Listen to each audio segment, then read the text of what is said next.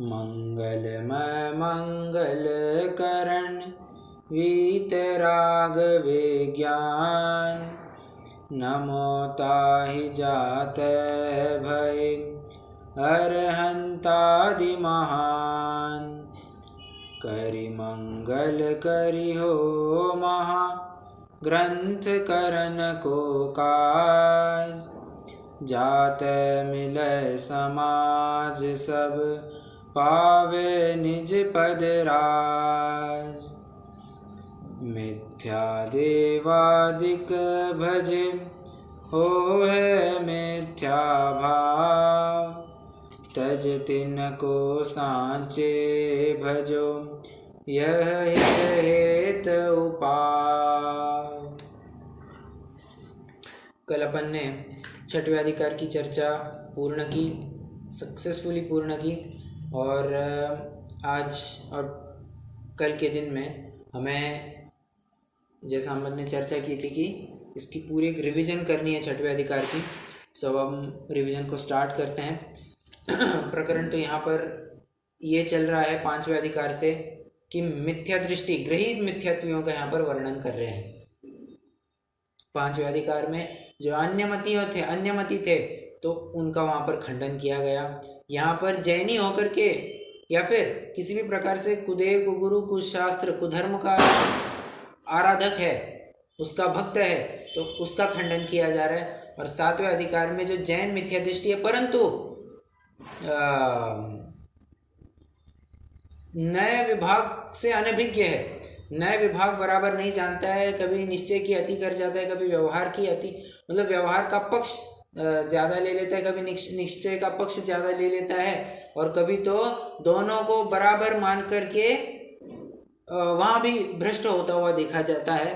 तो इस प्रकार की कुछ जीव अपन सातवें अधिकार में देखने वाले हैं। तो वो तो पक्का जैनी है, वो तो पक्का जैनी है, सर कटा सकते हैं लेकिन सर झुका सकते नहीं, ऐसी वृत्ति वाला है, परंतु उसको भी मिथ्या दृष्टि संज्ञा करार दे करके सातवें अधिकार में उसकी अलग से चर्चा चलनी है। छठवें अधिकार में जैसे मैंने कहा कि जैन होकर के कुदेव, कुगुरु आदि को भजता है, एक प्रकार से यूँ समझ सकते हैं जो 20 पंथी है उसके खंडन के लिए ये छठवां अधिकार लिखा गया है।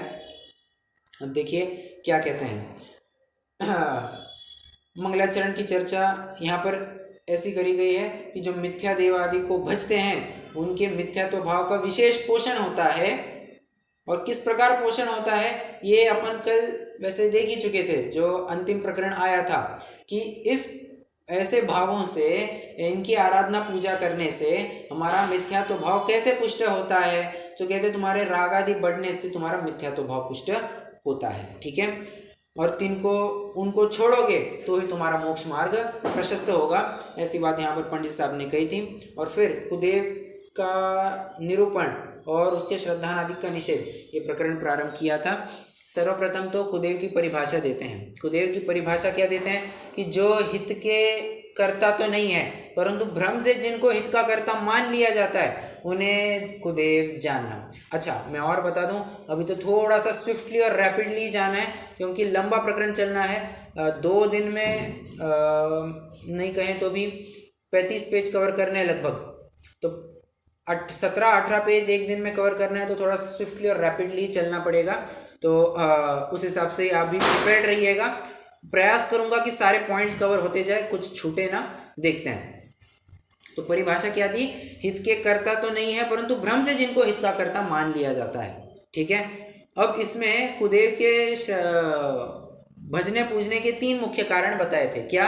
एक तो मोक्ष की प्राप्ति, एक तो परलोक का प्रयोजन, और एक तो इहलोक का प्रयोजन।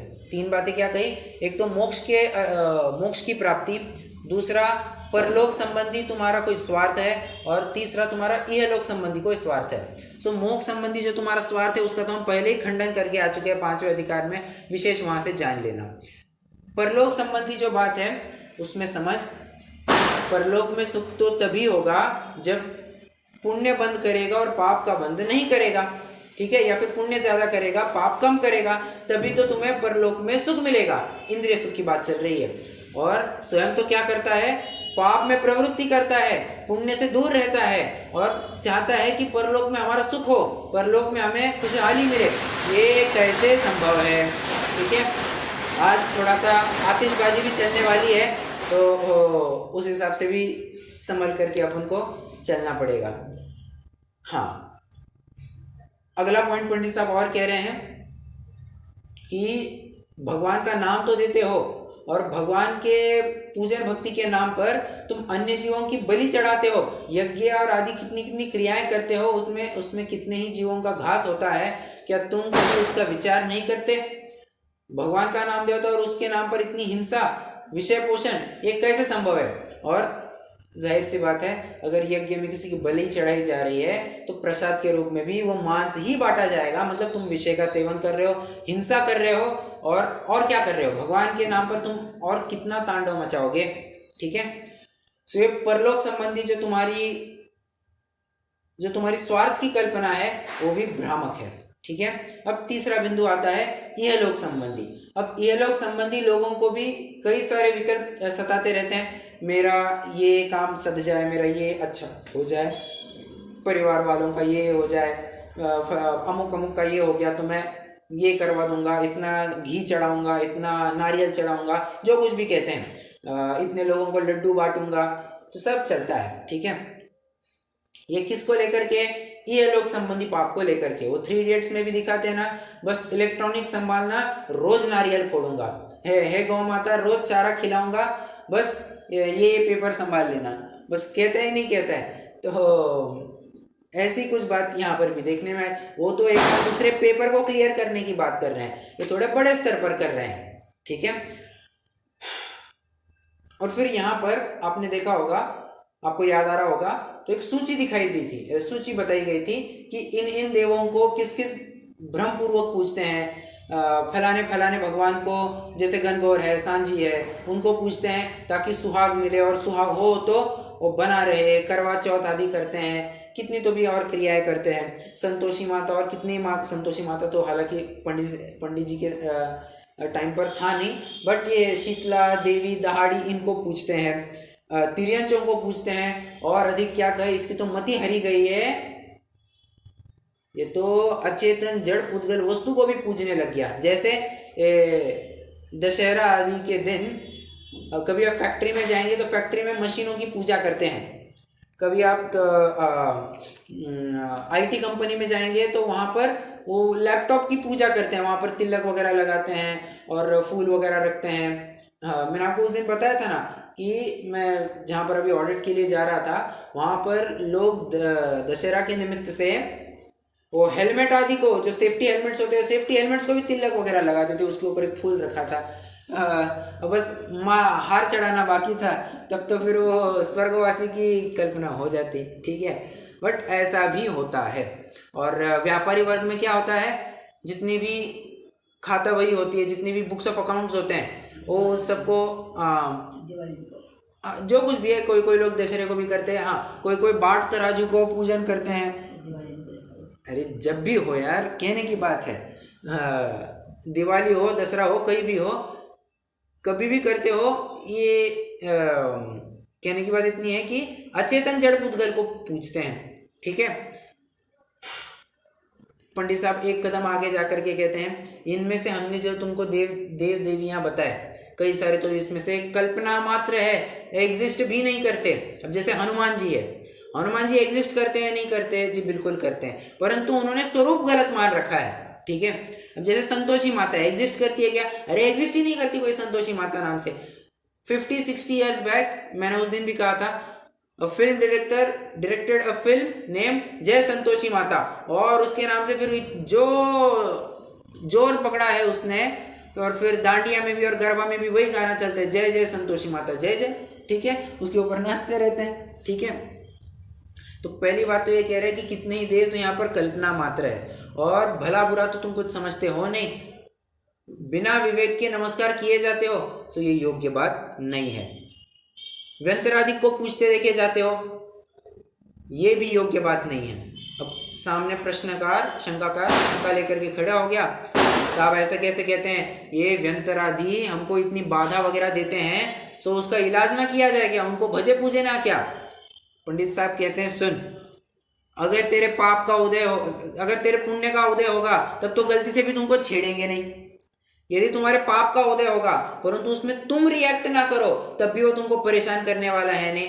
यदि तुम्हारे पाप का उदय हो और तुम रिएक्ट करो तभी तुम्हें परेशान करेगा और तभी तुम्हारे ऊपर हावी होगा, अन्यथा तुम्हारे ऊपर कोई गलती से भी हावी नहीं होगा।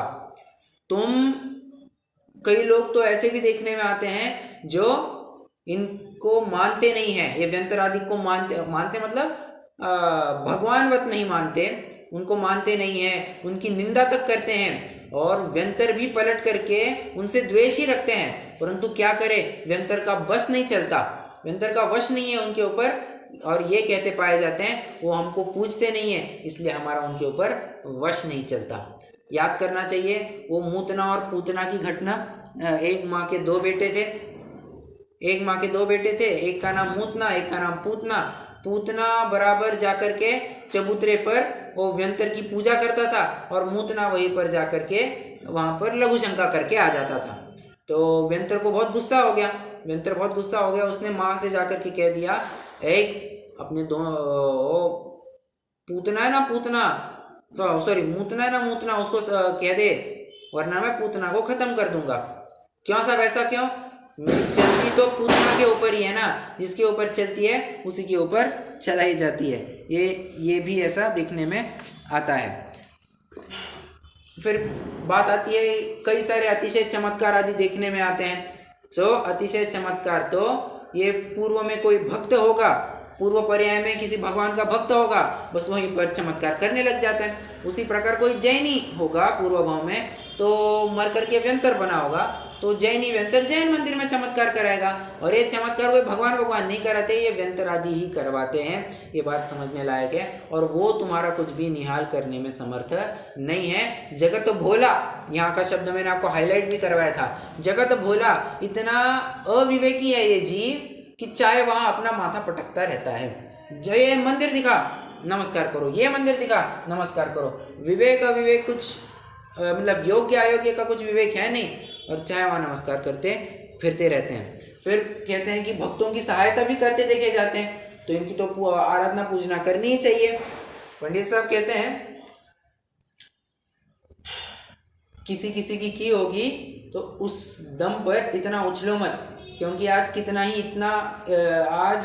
बड़ा पार्ट है इस पूरे दुनिया में जहाँ पर कोई सुनवाई नहीं होती, गला चीख कर आंतों की नसें खींच कर आदमी चिल्ला करके पागल हो जाए, कोई आपको वहाँ पर बख्शने वाला नहीं है, कोई आपकी वहाँ पर सुनवाई नहीं होगी। वहाँ पर सीधा क्या कहना चाहिए, तानाशाही चलती है, और वहीं पर जो बड़े को मंजूर होता है वहीं पर वही कराया जाता है। ठीक है, कितना बड़ा पार्ट है जहाँ पर किसको कोई खाने तक की नहीं शुद्ध नहीं है, सॉरी खाने तक के लिए अनाज नहीं है, पीने के लिए पानी नहीं है, और ऐसे में क्या है वो कौन सा पानी होता है, चावल की मांड का पानी पी करके लोग अपनी जिंदगी गुजारते हैं। चावल तो छोड़ो, चावल की मांड का पानी, अभी चावल की मांड क्या होती है,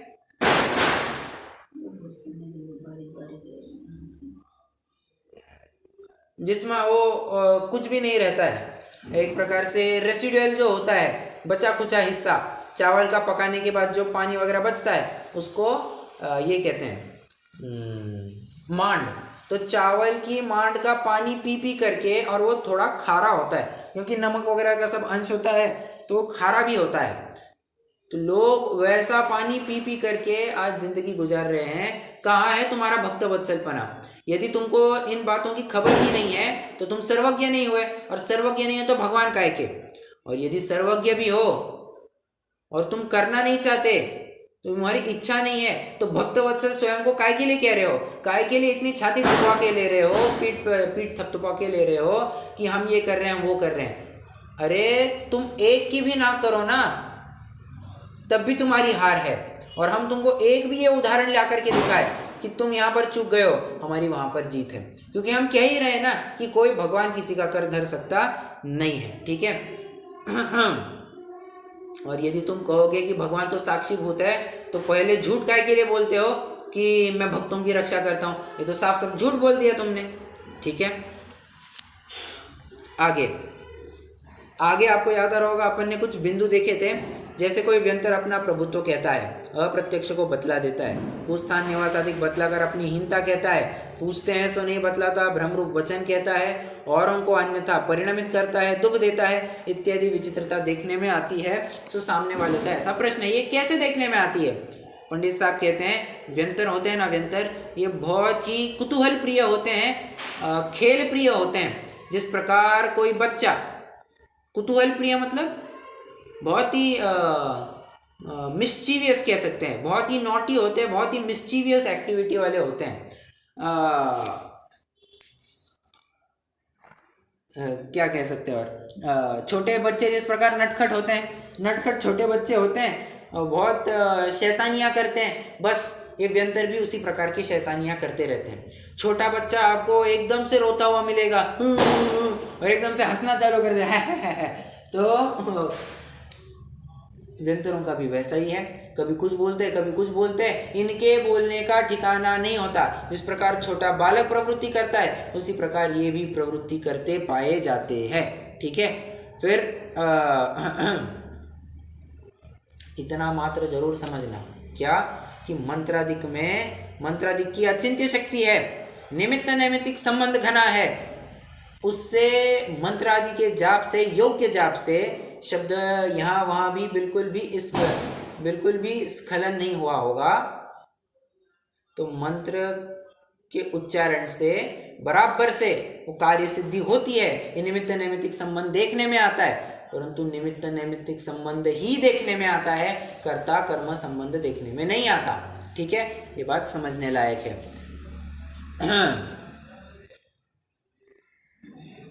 फिर कहते हैं कि अप्रत्यक्ष को बतला देते हैं, और कभी पूछे तो वो बतला नहीं पाता है। पंडित साहब कहते हैं देख, देवों के अवधि ज्ञान होता है, कोई भी देव हो, कम से कम जो 10,000 आयु वाला है ना, उसके उस जीव से लेकर के सर्वार सिद्धि के 33 सागर की आयु पर्यंत वाले देव सबके अवधि ज्ञान होता है, मैंडेटरीली फिक्स्ड। क्यों? गुण प्रत्यय या भाव प्रत्यय? बताइए, गुण प्रत्यय या भाव प्रत्यय?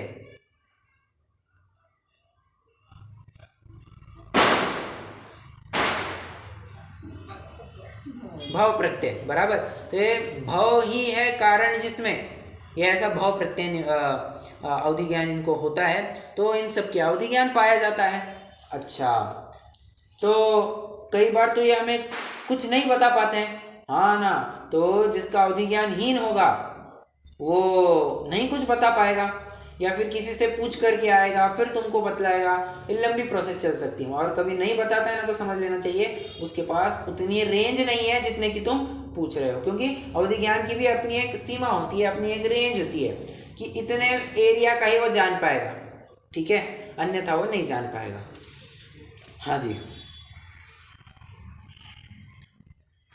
आगे कहते हैं कि औरों को अन्यथा परिणमित करता देखे जाते हैं। तो देवों में कई सारे, देवों के 8 गुण होते हैं। कौन से?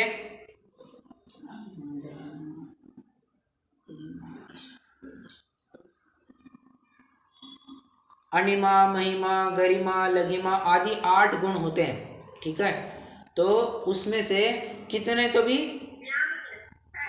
क्या कहा?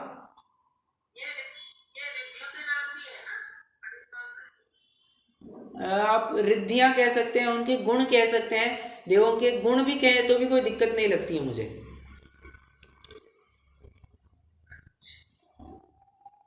ठीक है, तो ये इनके अणिमा, महिमा, गरिमा, लघिमा, जैसे अणिमा और महिमा मतलब एकदम विशाल का रूप धारण कर लेना, और महिमा मतलब अणिमा मतलब एकदम लघु रूप धारण करना, स्कंद जितना। सो इनमें ये ताकत है, इनमें ये कर सकते हैं, और कितने ही बार ये चेंज भी करते देखे जाते हैं। बट समझना, चेंज तभी होगा जब सामने वाली वस्तु में भी चेंज करने की लायकात होगी, और चेंज करने का वो काल आ गया होगा तभी जाकर के वो चेंज कर सकता है। अगर वो काल नहीं आया होगा, सामने वाला बदलने वाला नहीं होगा, तुम लाख प्रयास करना वो नहीं सीजेगा, वो बात नहीं बनेगी, नहीं बनेगी। मैंने सीजेगा ये कहाँ से लाया, मुझे तो अचानक से वो बटर का याद आ गया तो इसलिए मैंने बोल दिया, ठीक है। हाँ, कहाँ थे अपन? हाँ, कि परिणमन कराने के लिए सामने वाले में भी तो उतनी योग्यता होनी चाहिए, वो उसकी काल लब्धि आई हुई होनी चाहिए, तभी तो परिणमन करा सकता है। चाहे जब चाहे वैसा ये भी परिणमन नहीं करा सकता है, ठीक है। इतनी बात अपनी हो गई। और दुख देते हैं, सो ये बात तो अपन पहले ही कवर कर चुके हैं। कोई पूछता है अगर इनमें इतनी शक्ति पाई ही जाती है तो क्या प्रॉब्लम है, हम इनको क्यों ना पूजे, हम क्यों इनको माने ना। पंडित साहब एक ही बात कहते हैं कि ऐसा करने से तुम्हारा पुण्य बंद तो नहीं होगा, उल्टा पाप बंद ज़्यादा होगा, तुम्हारा मिथ्यात्व भाव पुष्ट होगा, ठीक है। इसलिए उनको भजना पूजना बिल्कुल भी युक्त नहीं है। और हालांकि ये प्रकरण थोड़ा आगे आने वाला है क्षेत्रपाल पद्मावती में, तो तभी चर्चा करेंगे, बट इससे थोड़ी बहुत जुड़ी हुई बात मिलेगी आपको। फिर कहते हैं गया आदि में पिंडदान करो तो हमारी गति होगी, हम फिर नहीं आएंगे। सो ये तो और कुछ नहीं है, तो पूर्व भाव का कोई विशेष संस्कार होता होगा जिसको लेकर के ये पिंडदान आदि करने की बात करते हैं। एक बात समझना, ये कर्ण की भी एक कथा आती है। क्या कर्ण की कथा क्या आती है? कर्ण कौन कौन? कर्ण पड़ोस में रहने वाला अपना कर्ण, लल्ला। हमारे एक दोस्त था कर्ण क्षितिज, उसको सब लल्ला बुलाते थे। तो उसी के ऊपर से मैंने बात कह दी। खैर, तो कर्ण कौन?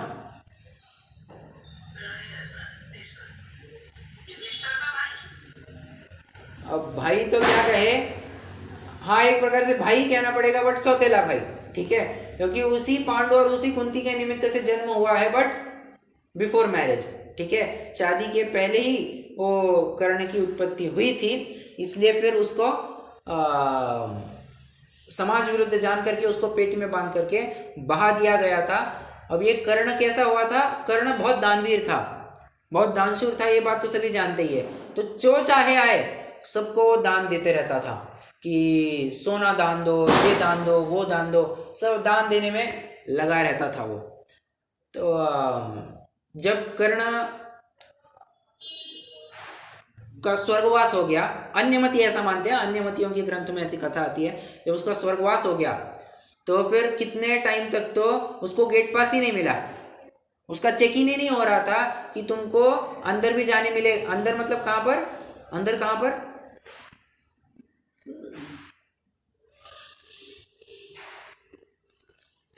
वैकुंठ में, वैकुंठ में कहो या स्वर्ग में कहो, जो कुछ भी कहना है कह सकते हैं।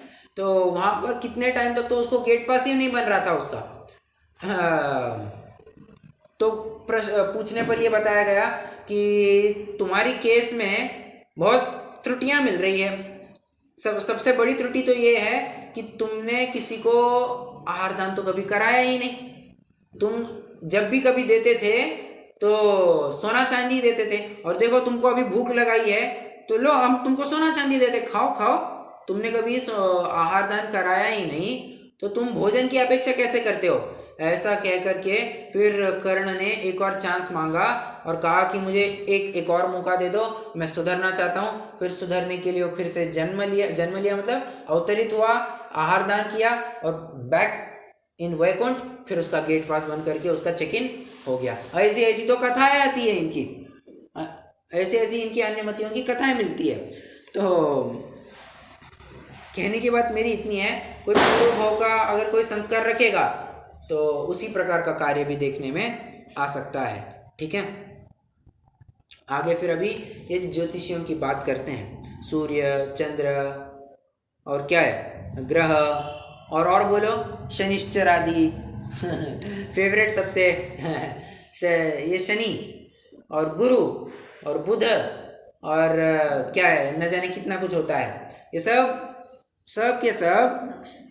हाँ हाँ, कोई और बहुत सारे नक्षत्र है, बहुत सारे तारे हैं, ये ज्योतिष मंडल का है, सब सब है, सब इसमें यहाँ पर लगा लेना।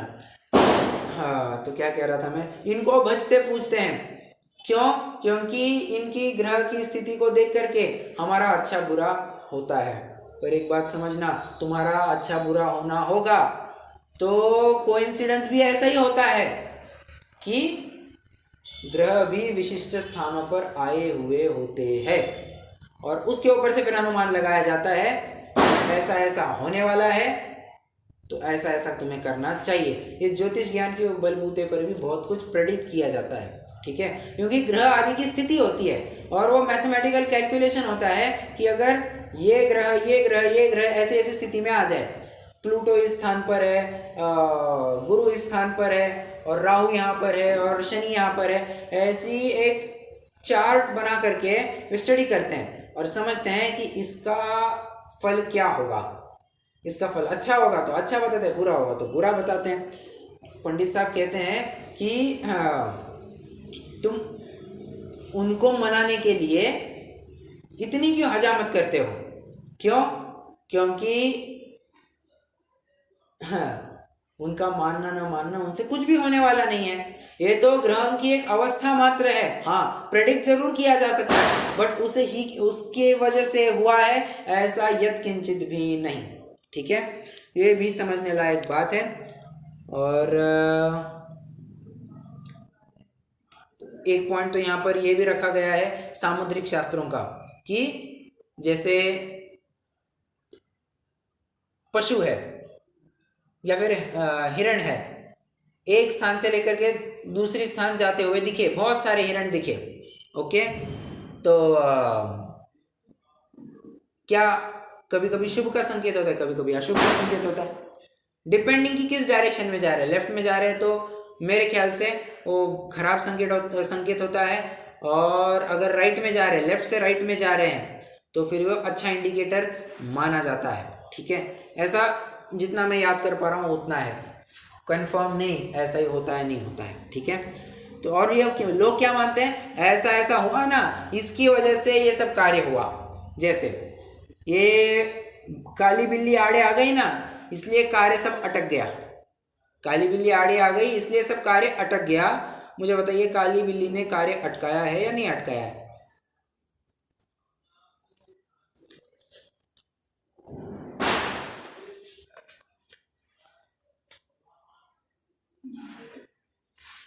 नहीं अटकाया है। काली बिल्ली तो अपने अपने रास्ते जा रही थी, और वो तो कोइंसिडेंस इतना था कि तुमने काली बिल्ली देखी और तुम्हारा काम खराब होना था, ठीक है। इसलिए फिर वो कहावत चल पड़ी होगी कि काली बिल्ली क्या, किसी भी बिल्ली को रास्ता मत काटने देना, ऐसा कहा जरूर जाता है। बट तुम्हारा जितना पुण्य होगा, घाट का पुण्य होगा, उतना ही तुम्हारा काम बनना है। और ओके, डन। एक प्रश्न यहाँ पर बस रखा गया है, उसको मैं उठाता हूँ। पंडित साहब को प्रश्न पूछा जा रहा है कि हम दान आदि देते हैं, तो दान देना भी तो पुण्य ही हुआ, दान देना भी तो पुण्य ही हुआ। सो पंडित साहब कहते हैं धर्म के अर्थ दान दोगे तो पुण्य होगा, नहीं तो पुण्य नहीं होगा, ओके।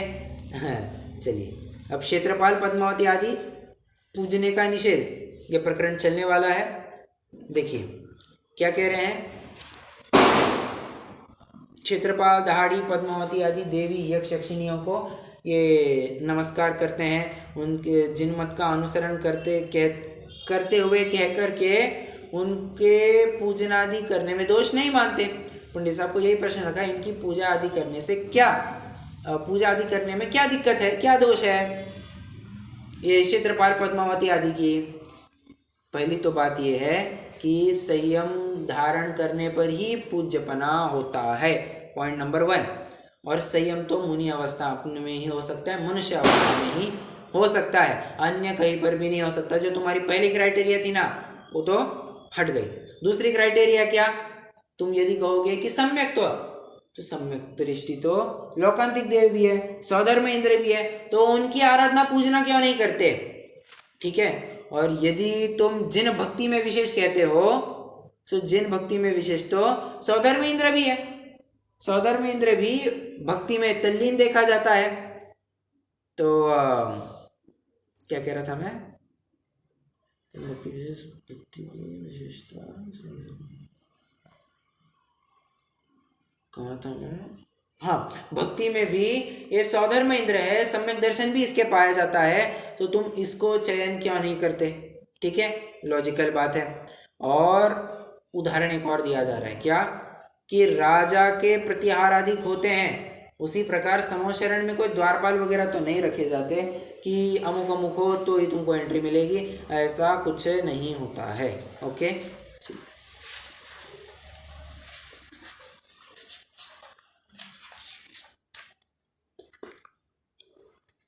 कहाँ था,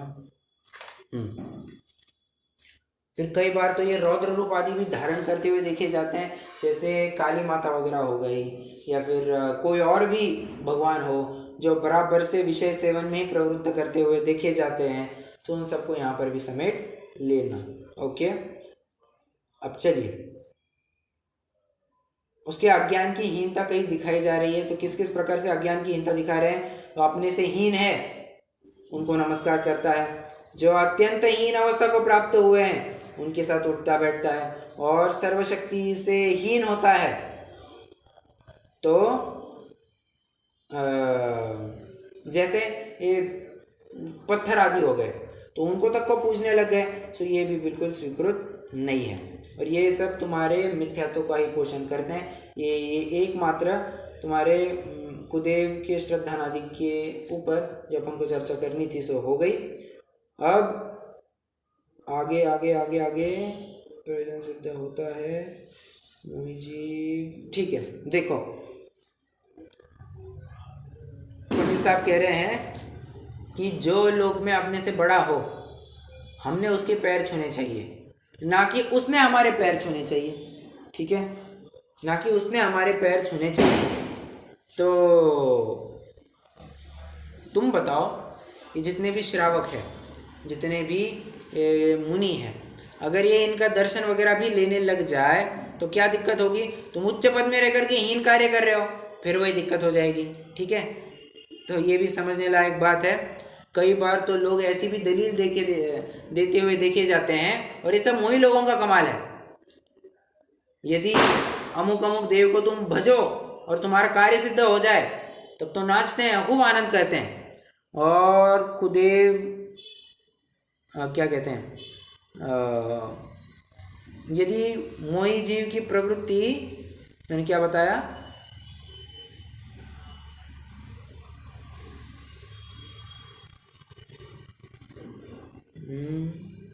कुदेव इष्ट कार्य जानकर भजने से न भजने से, इष्ट कार्य अनिष्ट कार्य, हाँ, मैं तो ये कह रहा था, अगर कि इनको भजने पूजने से तुम्हारी कार्य सिद्धि हो जाए तब तो उसकी तारीफ करते रहते हैं, और कार्य सिद्धि ना हो उसके ऊपर आंख तक उठा करके नहीं देखते। और तद्विपरीत अगर किसी को बिना इन्होंने माने हुए दर्शन पूजन किए विशेष सक्सेस हासिल कर ली, तो जब जब भी ये गलत होंगे तो उनको इसी मुद्दे पर टोका जाएगा कि ये ऐसा ऐसा हुआ था। ठीक है, चलिए फिर कार्यकारी नहीं है तो ना, इससे कुछ बिगाड़ क्या है? हाँ, वो प्रश्न कह रहा है कि बिगाड़ क्या है। तो बिगाड़ तो दो है, एक तो पाप बंद हो रहा है, और दूसरा पाप बंद में ही मिथ्यात्व भाव का पुष्ट हो, मिथ्यात्व भाव यहाँ पर पुष्ट हो रहा है। दूसरा पॉइंट, चलिए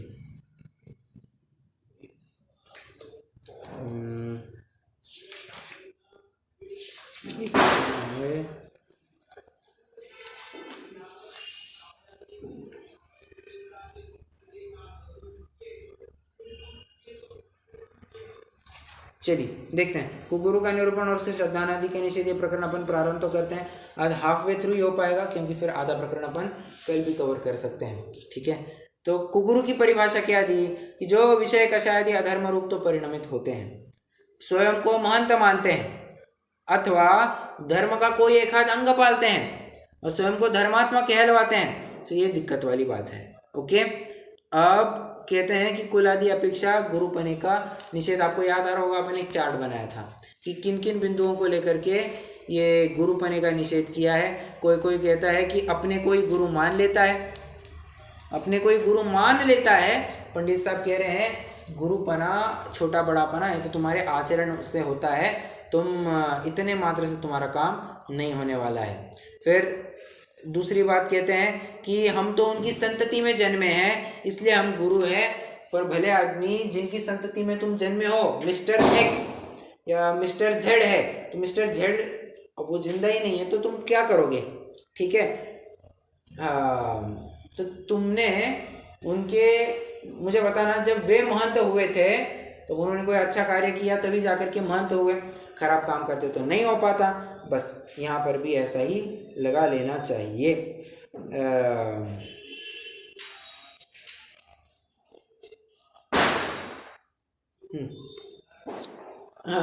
अगर उनको अच्छा कार्य करने से तुम महंतता मानते तो तुम्हारे भी अच्छे कार्य से ही महंत मानो।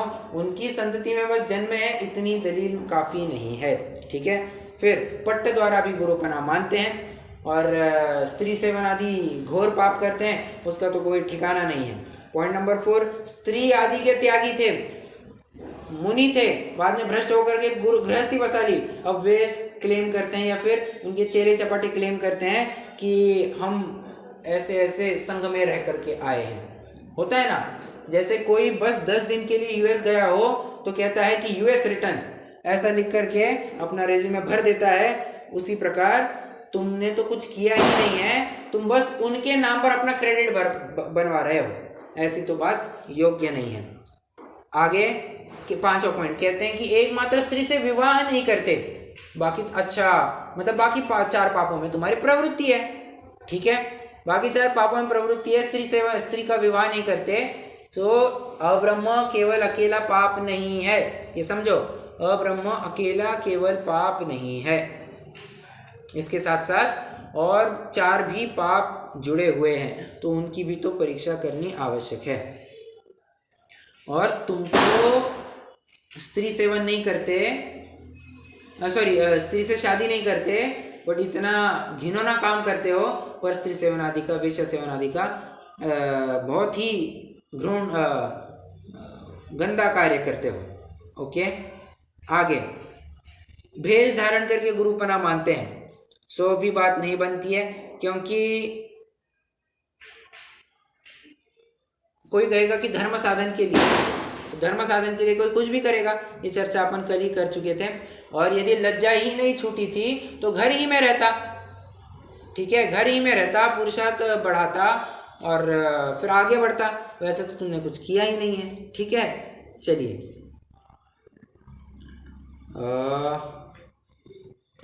चलो सर नानावेश बनाते हैं।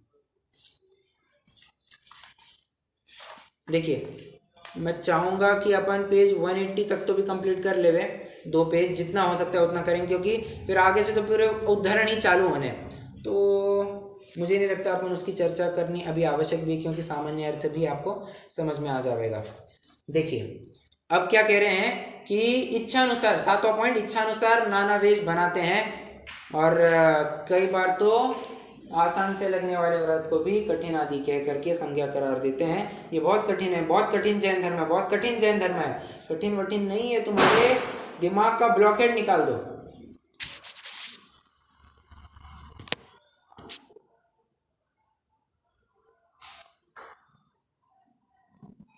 कहाँ थे अपन? इच्छानुसार नाना कई भी वेश बनाते हैं, और चाहे वो संज्ञा स्वयं को लगा देते हैं, जैसे साधु, मुनि, अनगार, यति आदि। कितने अनगार तो लिखे या नहीं लिखे, बट ठीक है, सन्यासी, तपस्वी, नग्न, कितने तो भी विशेषण लगा देते हैं, सो योग्य नहीं है, क्योंकि विशेषण लगाने मात्र से कुछ नहीं होता है। What is in the name if the name of rose would have been something different, बराबर। उसी प्रकार तुम उसको नाम कुछ भी दो, अगर तुम उनके आचारों को ही नहीं साध सकते हो तो ये सब करने का उद्यम क्या हुआ? ठीक है, चलिए फिर यहाँ पर 3 लिंगों की बात की गई है। कौन से? जो श्रद्धान पूर्वक है। एक तो एगम जिनस्तरुवम विधियम उकिट्ठ सावयाणम, मतलब दूसरा उत्कृष्ट श्रावक, और अवरठियाण तय्यम, जो आरिकाओं का भेष है वो स्त्रियों में उत्कृष्ट है, चौथ पुणलिंग दंसणम नत्थि, यहाँ पर चौथा और कोई लिंग नहीं पाया जाता। ठीक है।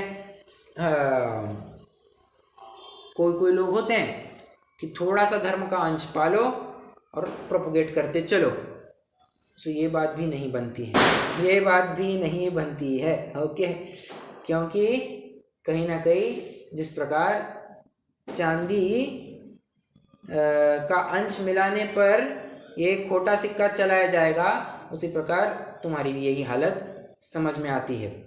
फिर आगे कहते हैं कि जो धर्म साधन किया उसका तो फल होगा। अब ये प्रकरण अपन पहले भी देख चुके हैं, उदाहरण तो इतना ही दिया था कि ऊंची प्रतिज्ञा धारण करके हल्का काम करोगे कोई फल नहीं मिलेगा, पाप ही पाप बंद होना है। ठीक है,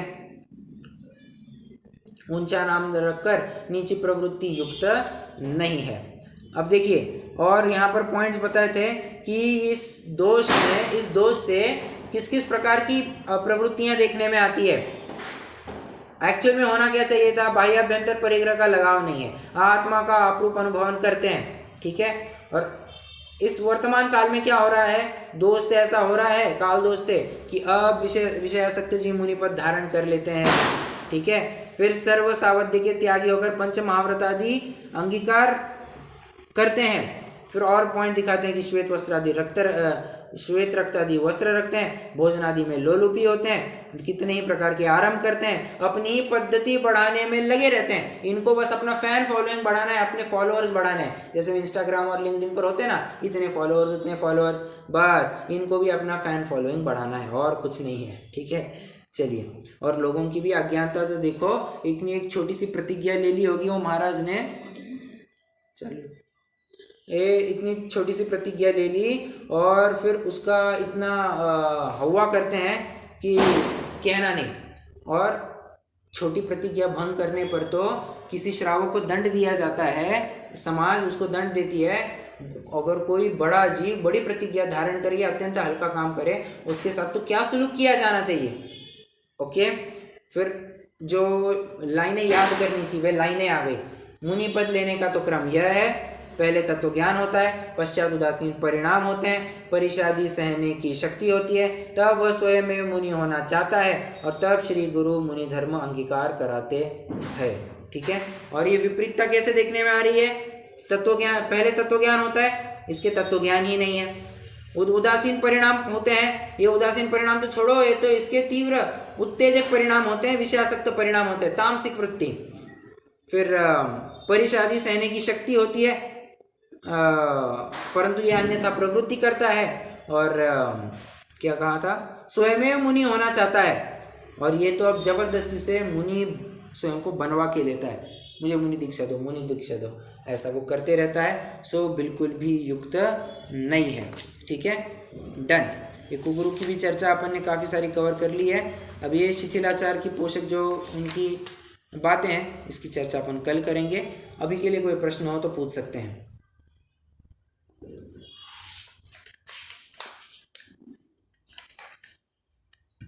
लगभग 15 पेज अपन ने कवर कर लिया। अभी बीच के 3-4 पेजेस तो नहीं पढ़े हैं अपन ने, बट ठीक है, उनको यदि पकड़ते हैं तो अपन ने 15 पेजेस लगभग कवर कर लिए हैं। तो होना चाहिए अपन कल भी ये प्रकरण वाइंड अप कर सकें। ठीक है, कोई है प्रश्न किसी को?